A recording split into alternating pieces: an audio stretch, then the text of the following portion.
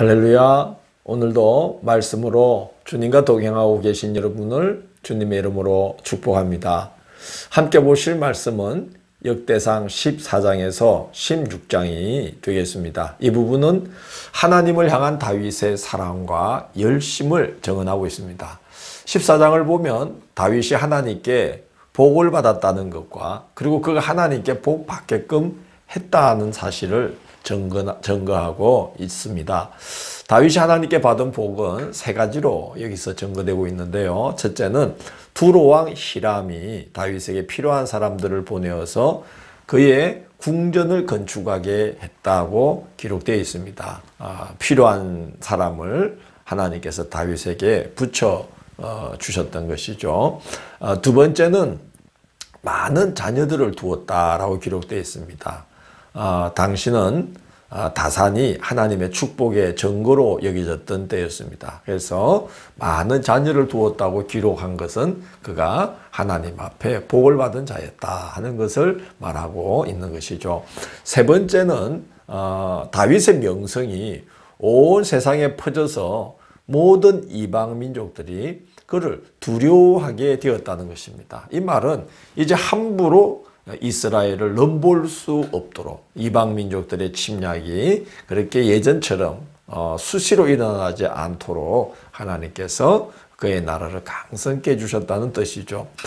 다윗은 하나님께서 복을 주시지 않을 수 없도록 행하고 있음을 봅니다. 첫째는 하나님의 은혜로 된 것임을 다윗은 알고 있었다는 거예요.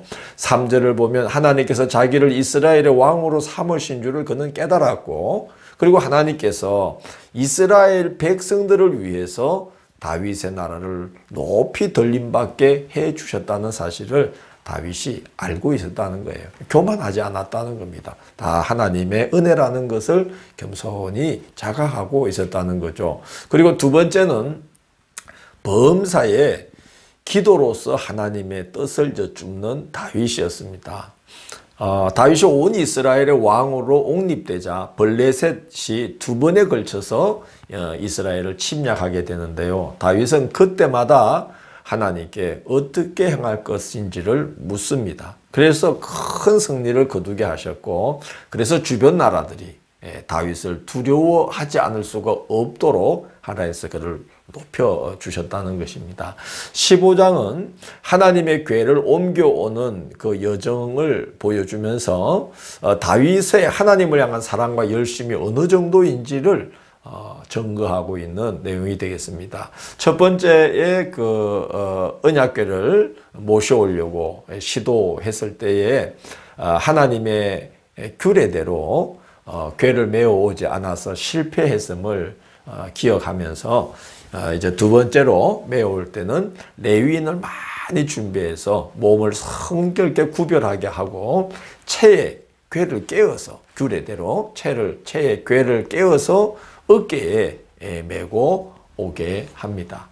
그리고 레위인들의 직무를 세분화해서 찬양하는 자, 악기를 연주하는 자, 궤 앞에 서서 궤를 지키는 자로 나누어서 하나님을 기쁘시게 하면서 무사히 하나님의 궤를 이제 예루살렘 성막 안으로 모셔오게 되는 그런 여정이 이제 15장에 기록되어 있습니다.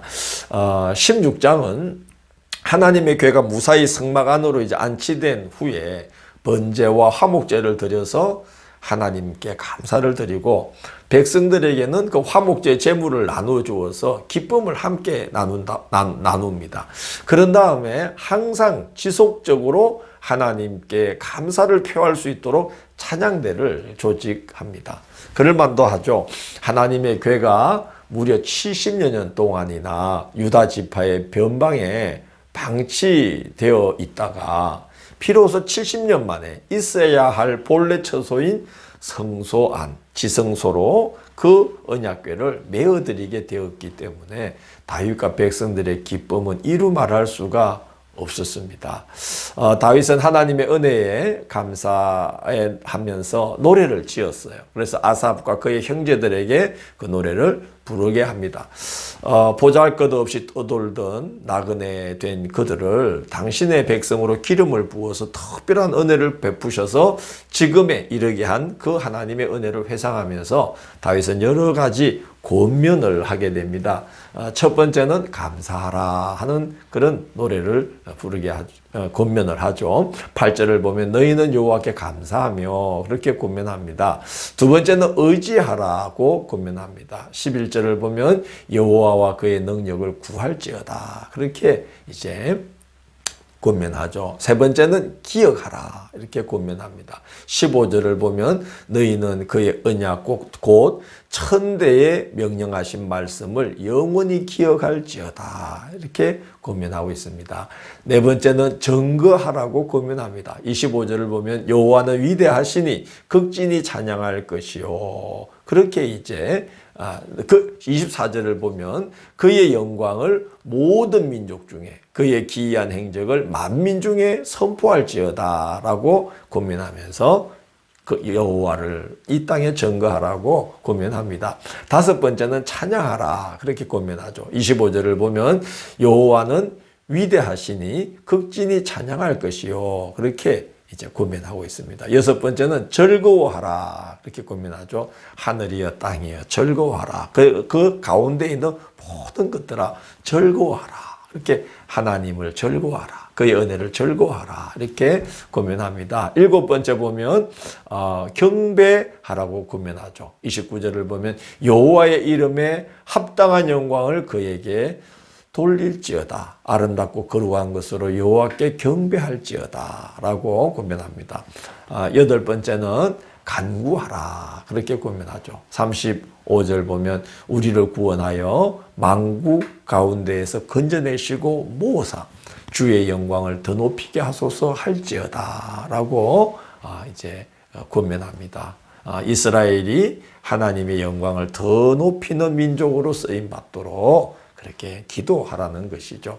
그런 다음에 레위인들의 직무를 다 이제 재정비합니다. 그렇게 해서 언약궤 앞에서 항상 여호와 하나님을 섬기게 하고 또 아침 저녁으로 번제단 위에서 상번제를 드릴 수 있도록 그렇게 조직을 갖추고 그리고 여러 악기와 찬송으로 하나님을 항상 경배하게 합니다. 하나님께서 축복하시지 않을 수가 없을 정도로 하나님을 신령과 진정을 다해서 사랑하고 경외했던 다윗이구나 하는 것을 느낄 수가 있습니다. 우리도 그렇게 다윗처럼 하나님을 경외하고 사랑함으로 우리의 평생이 하나님의 은총 가운데 있도록 우리가 살아가야만 되겠다는 생각이 듭니다. 내일 5월 13일 목요일은 역대상 17장에서 20장을 언약하신 대로라는 제목으로 살펴보도록 하겠습니다. 오늘도 함께 해주셔서 감사합니다. 기도하겠습니다. 주님, 하나님을 사랑하고 또 하나님을 경외하고 주님의 뜻을 힘을 다해 받들어서 저희들도 다윗처럼 하나님께서 복 주시지 않을 수가 없을 정도로 하나님을 기쁘시게 하며 살아가도록 인도하여 주옵소서. 예수님 이름으로 기도드립니다.